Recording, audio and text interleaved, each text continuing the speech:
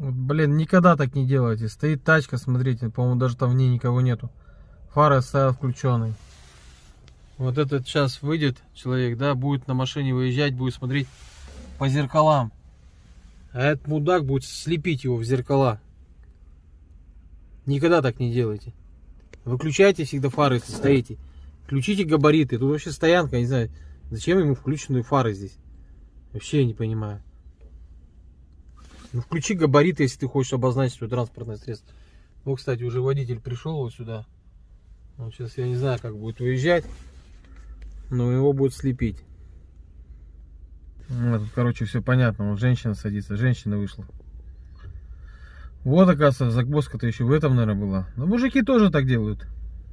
Так что от себя и от Кремля с 23 февраля. Стоите, стоя на стояночке, припарковались, выключайте фары, включите габариты, и достаточно.